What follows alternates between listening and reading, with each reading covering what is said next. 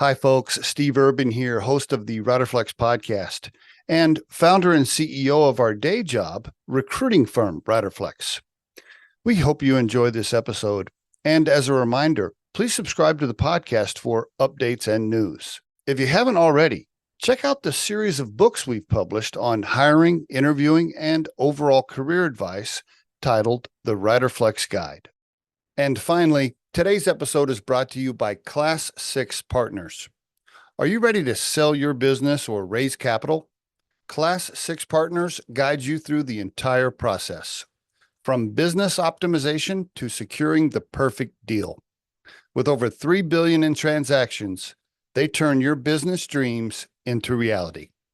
Visit class6partners.com to start your journey today.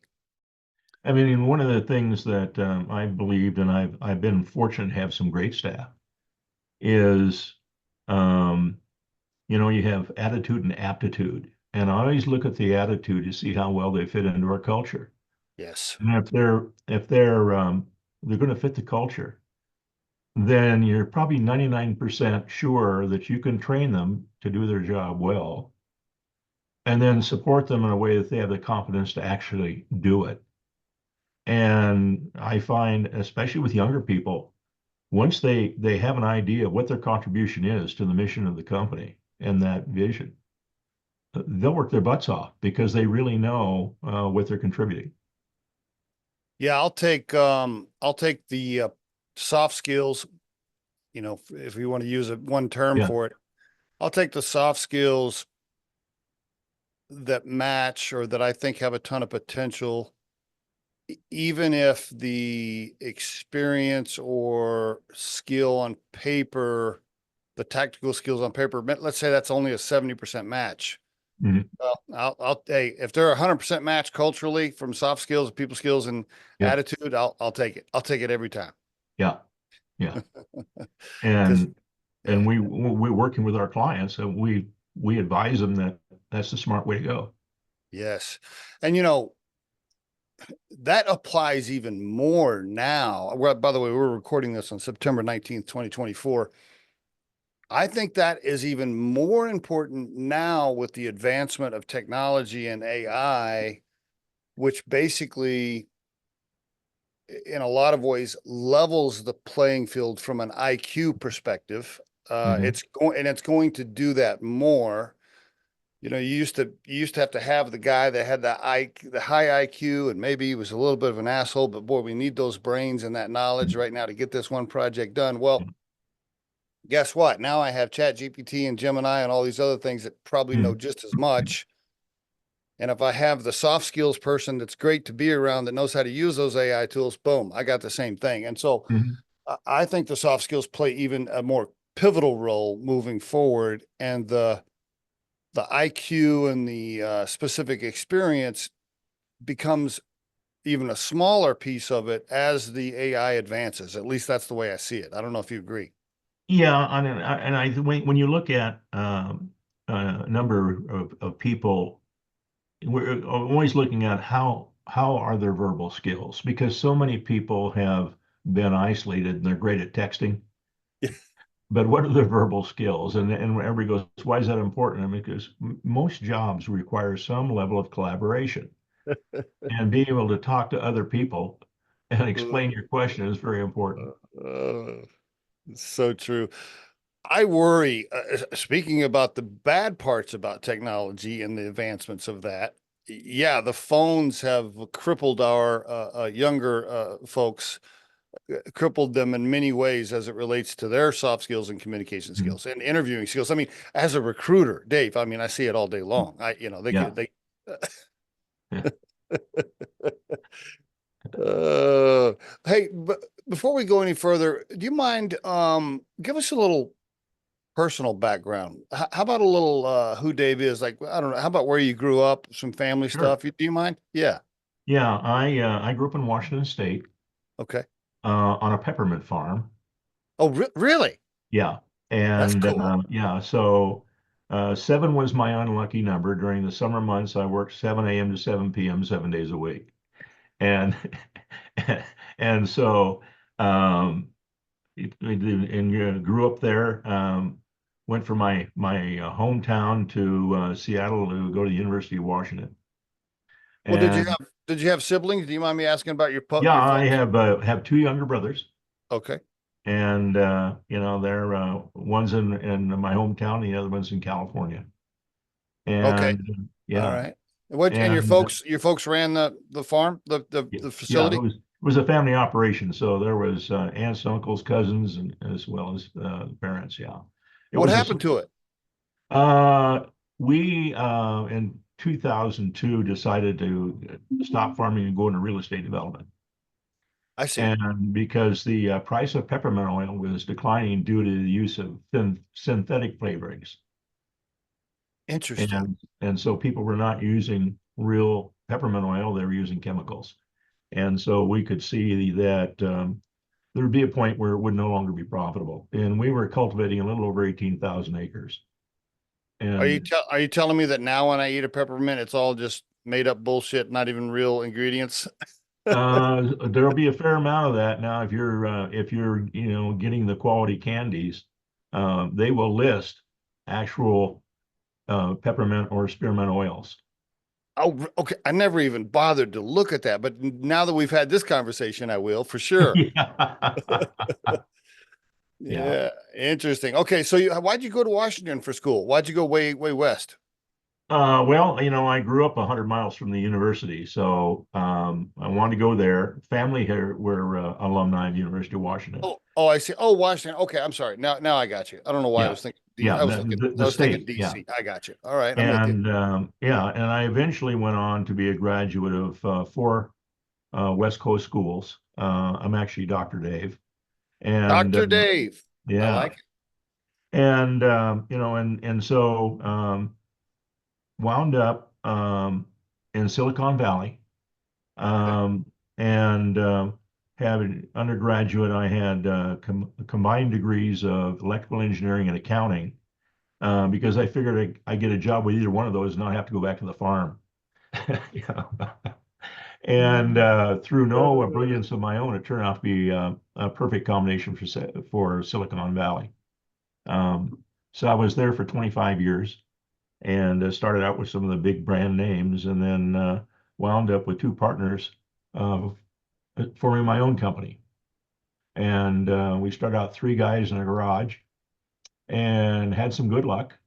And 4 years later, we were a public company.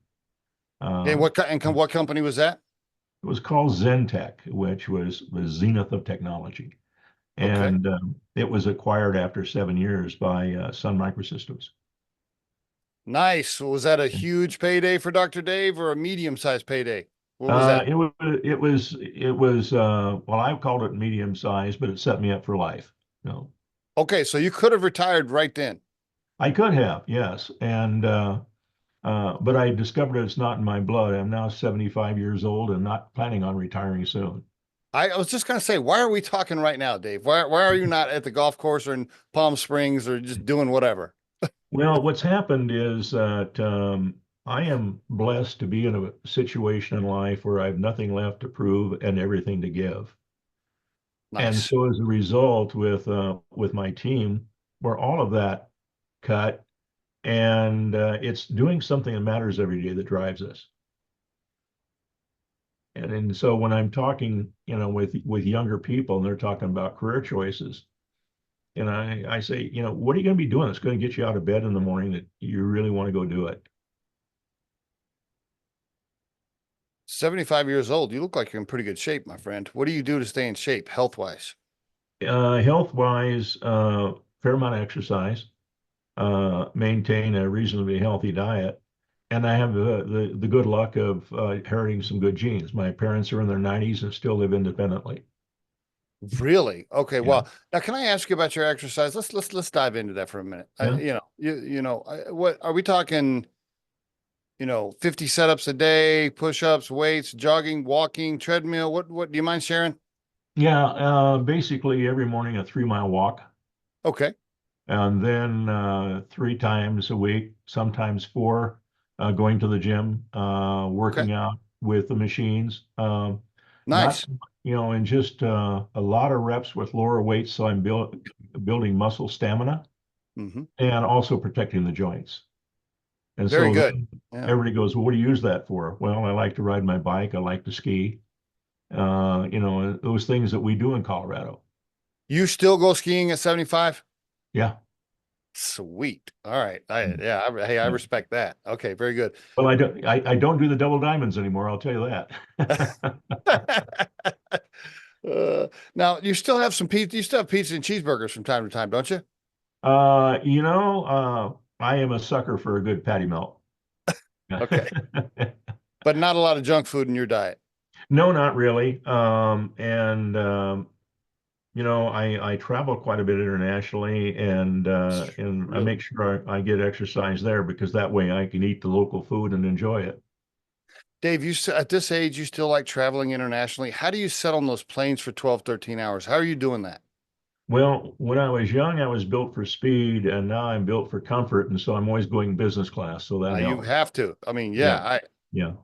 even at But 50, even at 57, I would not get on a 12-hour flight unless I was in a quality seat. I can't. yeah, I yeah, can't do yeah. it. And so I'm having fun. When I talk with people, and I actually coach CEOs, and I'm Nice. saying, what are the goals that are going to give you the balance you're looking for?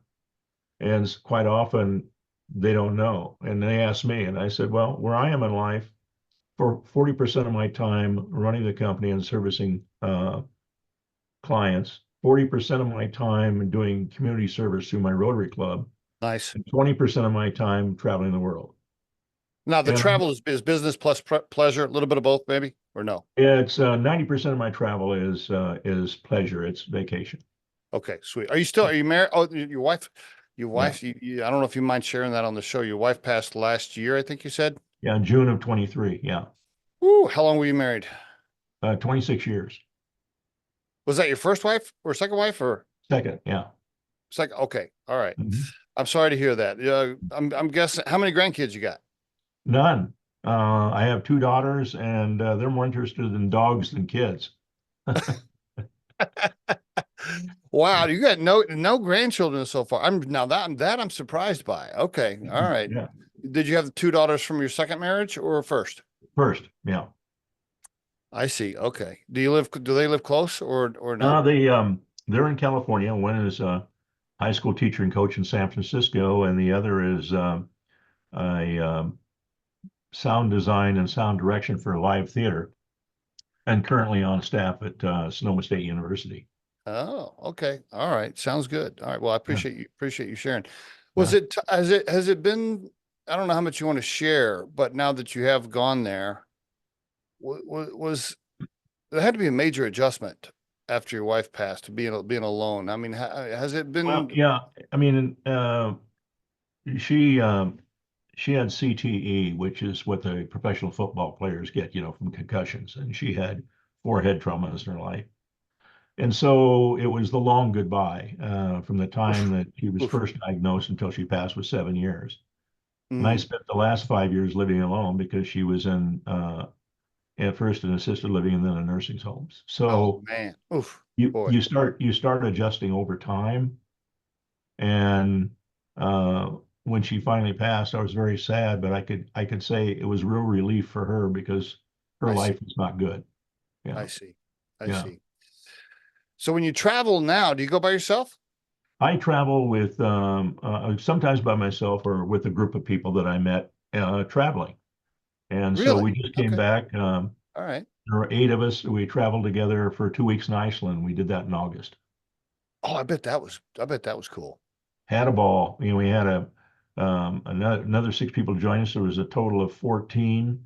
We had a private guide and a private bus, and we covered about 600 miles of Iceland in 2 weeks. Did a lot of I was going to ask you if you did like the overlanding. I see those guys going to Iceland in their Jeeps and stuff doing We did that some whole of thing. that. We did some of that. Did some hiking on some glaciers. Saw a lot of beaches, Cool. uh, and really got to see their wonderful geography. And it's really interesting.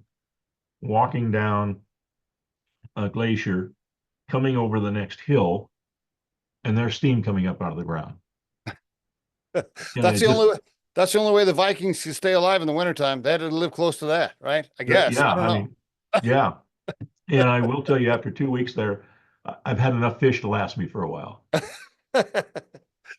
Yeah. It's so great that you're traveling and enjoying life right now. I'm happy for you. I'm really Yeah. happy for you. But you're still giving back to society and still working all at the same time. I mean, good for you. I see so many people your age just checking out, cashing out, sitting on the couch, just not moving. And I love it. I love the fact that you're doing it. Okay.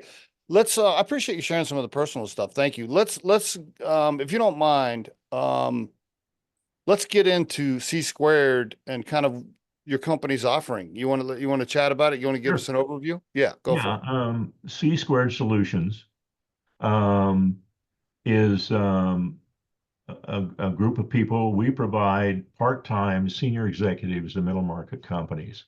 And so the way we got our name is we started out with CFO and COO solutions, and that was gave us the C squared name. I see. We've since expanded that to the entire C-level suite. Um, and we're a little bit different in how we approach the market. We're not selling. Um, Okay. my team is predominantly of people who had started a company, sold a company, and did well. And so when we meet people, 90% of the people we meet are through referral, the other 10% through our digital marketing. Okay. Whereas let's just sit down and talk. Let me know and find out something about you and find out something about your business. We're not going to sell you anything because we don't know what you need. And, and the goal at the end of the meeting is to build trust. And that's where um, my people shine. Um, we're not hard sell closers. And if you can build some trust and provide some perspective, you're going to build relationships. And that's what our business is based on. Um, Average client relationship's about 2.5 years. Okay. And then clients, we get them to the point where they don't need us anymore. We call that graduation. And it's a great personal feeling when you see them rolling on their own and their company is growing and they're hiring people and they're making progress. Do you talk to me about what you specialize in? Is it turnarounds? Is it crisis management? Is it get them ready for a sell or a transaction? Is it Yeah. all of the above or? It is all of the above. We currently, out of 29 clients, have 3 turnaround situations. Okay. The rest are in growth mode. I see. They're across a number of industries and not-for-profits. And in some cases, they're smaller and they have gaps in their management, Okay. which we're filling. In some cases, they have people sitting in those positions, but because of growth, they're stretched beyond their bandwidth. And we will come in and augment them so that they don't go nuts and they can still continue to do a good job. Um, and then we have clients currently that we're helping prepare for sale, and we're in the process of one of those right now. We also help companies acquire other companies. We'll Okay. have the All right. buy side, and then we also help companies with raising capital. So we've got Okay. two clients we're raising capital for now, Okay. and it's the situation of our clients call us the been there, done that company because the amount of experience we do have. On the raising capital piece, is that you're getting their books ready so that the presentation helps people write checks, or are you finding the people to write checks, or both? What happens is that we have an investment banker that's within our team.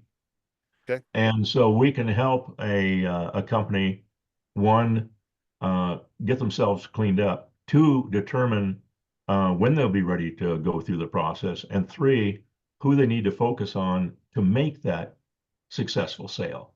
Okay. And then be able to work with them to say, okay, here's what you expect in the process, and here's what you expect in your emotions, because we've been there too.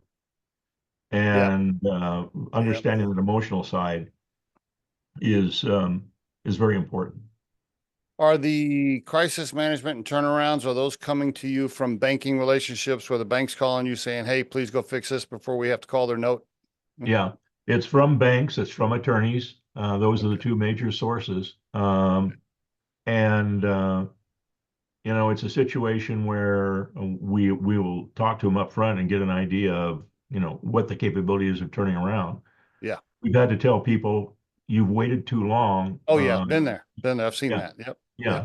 And you waited too long. We recommend that you talk to one of these two bankruptcy attorneys. You know what? And by the way, we could do a whole podcast just on this topic right here. Yeah. You know, in 09, 08, 09, well, you know the story, right? Yeah. Yeah. I remember sitting in the room and that was my first time at the C-suite, about a $40 million company. And I was an operations guy, so I was an ops executive and, Mhm. kind of moved up through the ops side. Anyway, to make a long story short, I remember I wasn't a CFO, but I was pretty good at reading the financials and the cash flow and the balance Mhm. sheets. And I knew the debt situation. And I remember telling the owners, I said, listen, I'd love to stick around here and tell you that we can turn this around, but you're going to file bankruptcy. Mhm. It's too late. Like it's too Yeah. late. Yeah. Anyway, Yeah. uh, okay. So, you were talking about C squared. So let me just, it's C squared solutions is the company, but the website is c2solves.com. Yeah. Yes, that is. And when we formed, solutions.com was already taken. I see. Okay. And And so that, that's okay. came up with the other one. I see. I got you. Dave, a lot of people listening to this episode will probably could use your help either now or later. I know as a small to medium sized business owner, they have two thoughts right away. The first one is, man, I could use that guy. And then right after that, I can't afford that guy. Yeah. um, talk to me, Well, Dave. How do small to medium sized companies afford you? Tell me. and here, the way we look at it is, we need to be a solution for their cash flow, not a problem in their cash flow. Oh, I like that. And so what we do is we will look at the issues that they need help on, and then figure out what they can afford. And then we can say, okay, that will give us this timeline. And so it could be 4 hours a week, or it could be 3 days a week. It depends on what they need and what their budget is as we work that out. Um, and there are times when we've told people, you don't need somebody with our horsepower. You can use somebody with less experience and Yeah. cheaper. Yeah. Now, I will tell you that we purposely price ourselves in the middle of the market. And so that, yes, we're the 900-pound gorillas, but we're priced like everybody else. Okay. And the reason for that is that because of what we've accomplished in our lives, we're not working for the money anymore. We're working for doing something that matters. Um, and I would say probably one of the biggest issues we have is that, our people forget to fill out the timesheets, so we don't bill it. uh, what do you see as some of the biggest challenges when you walk into a company that the original founders are still involved or the original family still involved? Mhm. What do you see right away as I have an answer to my own question, but I want to Mhm. get your take on this. What do you see as the most common challenges in the first 30 days? What do you see right away? Usually. Um, yeah, I could spend the next 4 hours telling you stories, but what happens is usually when we're brought in, um, there's some chaos there and there's disagreement. And so what we first focus on is trying to understand, where there's alignment and where there's not. Okay. And quite often it can be generational, or it can be within the same generation. And bringing that to the forefront. And so for them to understand that the first thing they have to do is figure out how to get alignment. if they're going to continue to flourish. And if some people are going to say, no, I don't want to march to that drum, then the question is, what are you going to do with them? It's likely they're going to exit one way or another. And we've got a client we're working with right now where the board is the older generation. They are the fourth generation. The fifth generation is actually running the company. Interesting. Yeah, and they don't see eye to eye. Wow. And so as a result of that, All family? all Most of family, them? Yeah. yeah. And the CEO is fifth generation. His father sits on the board, and then some of them actually run part of the company. He goes, how do I supervise somebody who sits on my board? And Yeah. so we've discussed that and how to get people to understand that the first thing is you have to make sure that they're aligned with the same vision for the company. And then you get into the mechanics of, well, how do they think you will get there with that vision? Yep. And so quite often we will uncover the fact that the visions are not the same. And then that's where we help them address that. Yeah, and then like you touched on, you kind of went there just a second ago, and then the other piece is, at least from my experience, and you're way more experienced than me, but the ones I have been involved in, if you're not gonna, if you don't want to play ball with this plan that we're presenting to try and fix your situation, then you need to get out of the way. And Yeah. maybe that means you take a different role, maybe that means you take a sabbatical, maybe that means you resign, whatever. Mhm. But if you stick around, you're just going to cause problems. And Yeah. so, we're here to help you, but please go play golf or Mhm. whatever it is you want to do so we can fix Yeah. your situation. Yeah. Yeah. And really get them to understand that they're holding the company back. Yes. It's And if you it's get them to probably the understand that, then they self-select most times. it's probably the one of the biggest mistakes founders or company owners make. Don't you think is they fail to realize when to get out of the way. You They know, just quite often, I mean, when you look at someone having grown up in a family business, and I was the third generation in the business, yeah, um, that um, you are psychologically and emotionally tied to the business. And so leaving that is part of your identity. In some cases, major part of your identity. yeah, And how do you deal with that? yeah. Uh, It's emotional for them. yeah, So, my dad retired at age 90.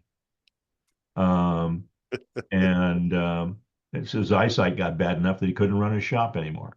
So that's where and there was a bit of a problem there. And my mother said to him, "I married you for better or worse, but not for lunch. So figure where you're going to hang out." Yeah. uh, I'm guessing you said you said most of your business is growth and or uh, potential transaction prep, et cetera, a Mhm. little bit of turnaround and crisis management. Do you specifically stay away from the turnaround and crisis management because it's a pain in the ass, or not? And we don't run from it. We're very good at it. I can sit here and tell you that as the CEO of a couple of public company turnarounds, I increased shareholder value by more than 1.5 billion. Sweet. But it's just we've been fortunate enough that most of the referrals we're getting are companies that have grown and are either hitting the glass ceiling or they're having a hard time figuring out what the next level is. And hey, that's great. Those are nice problems to have. Yeah, yeah. And because we've got that strategic experience, but we're still of the mindset that we'll roll up our sleeves and get our hands dirty, we wind up becoming a very active part within the company management, even though it's on a part-time basis. And Mhm. what happens is quite often we'll provide that perspective where they're so wrapped up in the operations that they're trying to deal with the symptoms and not the root cause. Mhm. And so when we can come in and look at it from 10,000 feet and start asking questions, lights start to go on. They start realizing that, oh, yeah, that is a symptom. Now, And yeah, and so that's one of the things we bring to the party. Now, so much of what you deal with ends up being a human issue at some point, right? There's either the wrong You've person frozen on the up on wrong. me, Steve. I don't know if Oh, it's your end or mine. oh, okay. Let's give it a second Yeah, here. There we go. You back? Um, can you hear me, Dave? I can hear you fine. Yeah. Yeah. Um, so much of what you deal with ends up being a human issue, right? It's either the wrong person on the bus or the wrong Mhm. seat. I mean, so often I'm sure that it's a people issue, right? Somewhere. Mhm. Um, can you give what advice? And I know we could do another whole podcast just on this Mhm. topic. What advice would you like to give to executive teams around making a change with their people? Because I'm sure you've so many times, once you get in there for 30 days, you take the owner aside and you say, listen, Johnny's a nice guy, but Mhm. you need to make a change, right? And then they're Mhm. like, well, Johnny's been here for so many years and I know his family and we're really close and all that. Yeah. We use a concept called highest and best use. Okay. And so when you're talking with someone and I'll ask them, what do you think your highest value to the company is and your best use for the company? Ooh, I like it. And sometimes it's what I'm doing now and I'm really good at it, or I'm doing this, but I'd really rather be doing that. And, get a little bit of Mm, their mm, self-assessment. mm. Then in talking with other members of management, I ask them the same question. What do you think their highest value and best use is to the company? And then you can be able to take a look at uh, what are the variants of the opinion. And sometimes you have to sit down with the CEO and discuss that and saying, maybe this person ought to be moved to another spot. I had one situation where there were 14 people on the management team and 13 were very closely aligned and one was not. And the one that was not was the CEO. And had to go in and tell them and say, if you were charging up San Juan Hill like Teddy Roosevelt and look behind you and there's nobody behind you, and that should be sending you a message. And so we actually referred them to an industrial psychologist to come in and be able to fix that. Great. Well, Yeah, good move. Okay, good yeah, move. Yeah, yeah. let's talk about that. Let's talk about the whole CEO change for a minute and sharing hard truth. I just did a post on this for LinkedIn yesterday or the day before. Mhm. I did a post about the gist of my post was honest consultants deliver truth that sometimes is painful to hear. Mhm. Um, and I was kind of ragging on or bagging on consultants who just milk it out for hours and Mhm. they're careful about what they say because they don't want to get fired, they don't want to lose the gig, so they're trying to stretch the hours. And I really despise consultants like that. And and Mhm. so I was doing a rant on consultants who just tell it like it is, and as Mhm. painful as it might be. How do you coach your team members when they're a little nervous? They're like, man, if I tell Mary X, Y, and Z, she might terminate our contract. How do you coach your consultants through that? Really, it's a situation of ethically, you got to tell them what you think, and uh, and because we're a little more senior than many of the other, you know, my folks, both men and women, have the backbone to be able to say, you know, this is what you need to hear. Now, we will we may soften it a little bit with language rather Yeah. than coming in and saying, your biggest problem is you're a jerk. Um, come in and say, well, we need to talk to you about your communications skills, you know, and so uh, that's where you can approach it. But ethically, we all say, yeah, we gotta deliver our opinion. you have to. Now they can disagree with our opinion and they can think we're totally nuts. And what'll happen is if we have a client that stops listening, we fire them. Yeah, good, great. Yeah, because they're wasting their money and our time. No doubt about it. Yeah, Absolutely. yeah. Yeah, that. it was one of the best feelings I think I ever had at Riderflex as we built our recruiting firm is when we finally got busy enough to where I could fire clients. Hmm. Yeah. Well, and I just not too long ago had to tell a CEO of a company we've been referred in by their bank that we're not a fit, and he wanted to know why. And I said, well, we've talked here for 2 hours. I mentioned two or three topics, and every one of those you took issue with. So what I see here is your door is open, but your mind is not. And so I don't want to waste our time. Or your money. Yeah.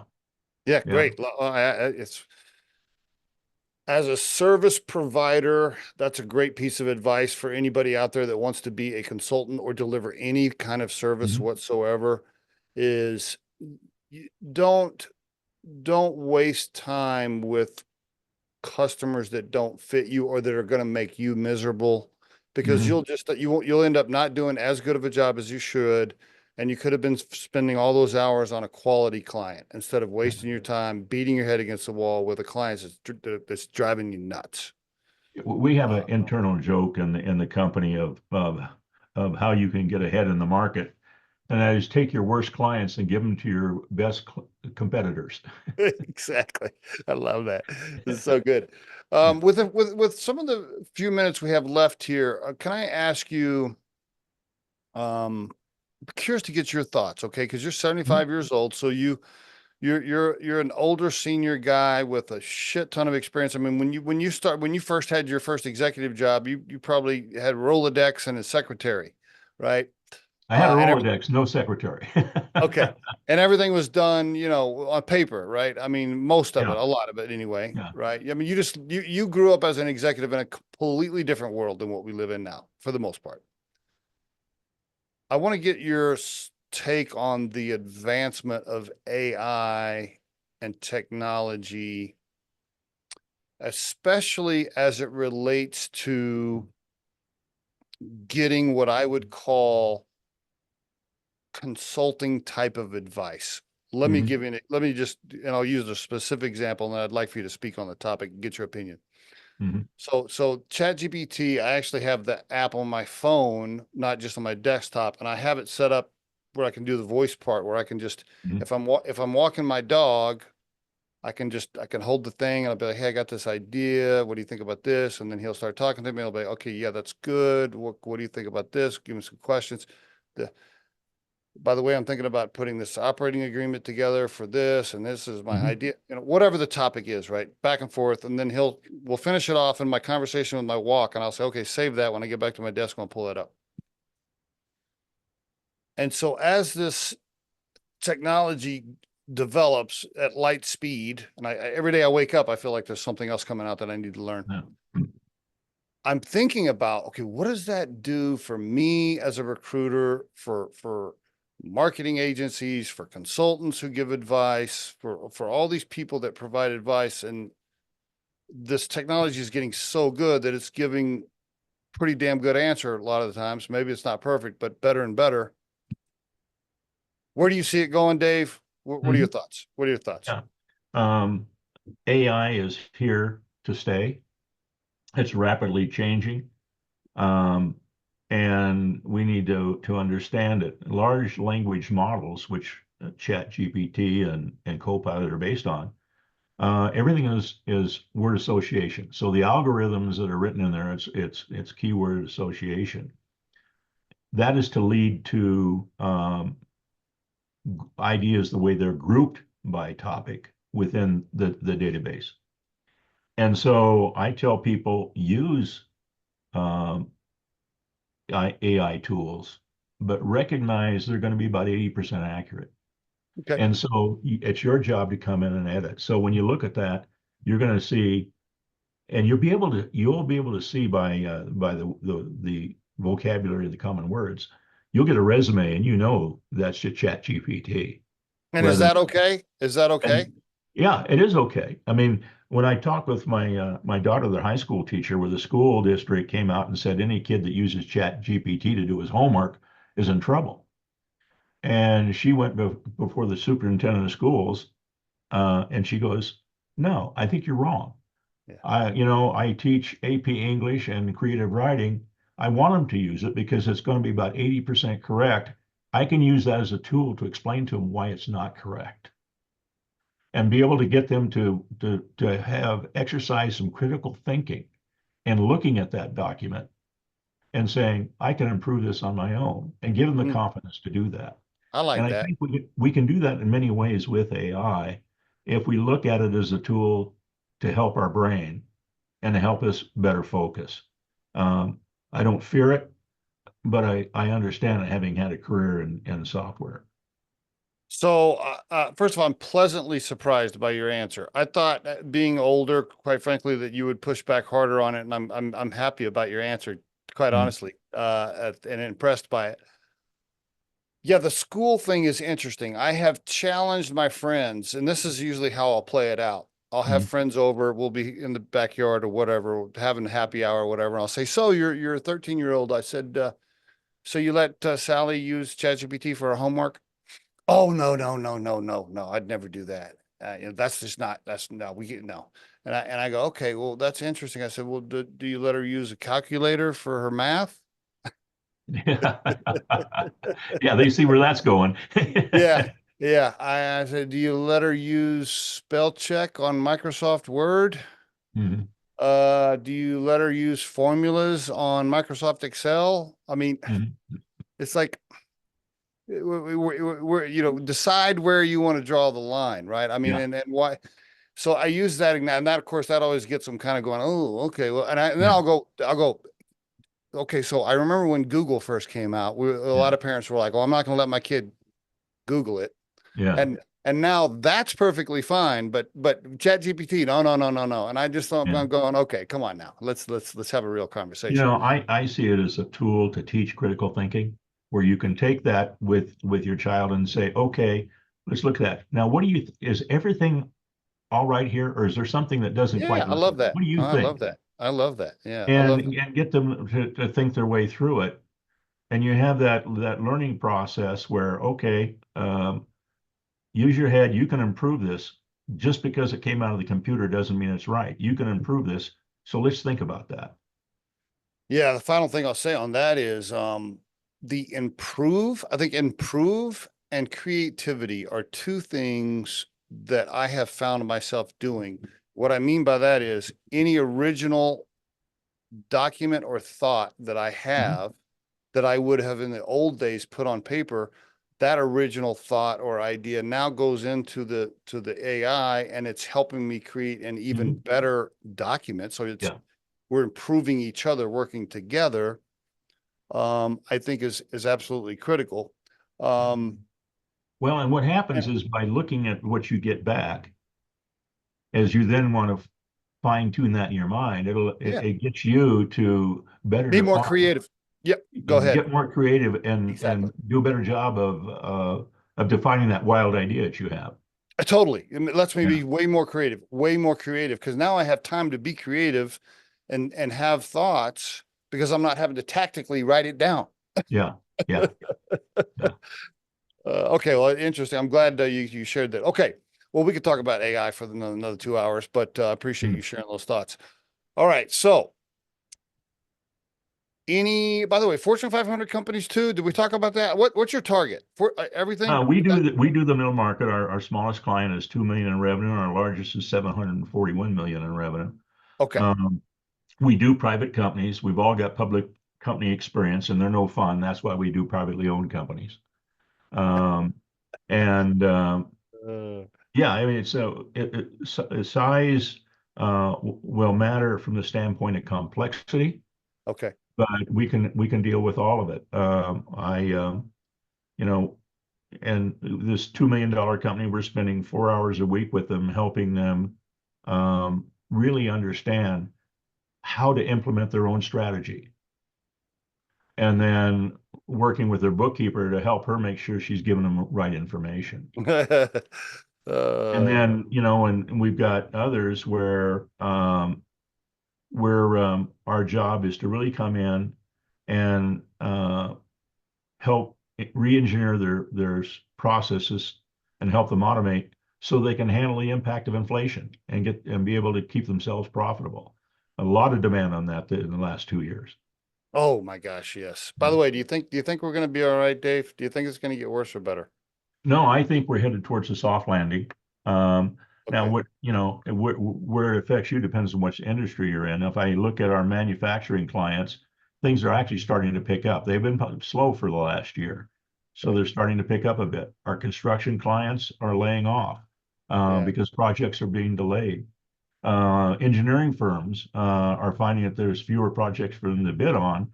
So what's happened is they've stopped hiring and they're trying to find ways to hang on to their good people because no times will get better.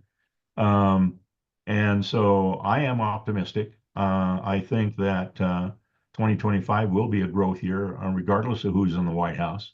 Okay. And we continue to move that forward.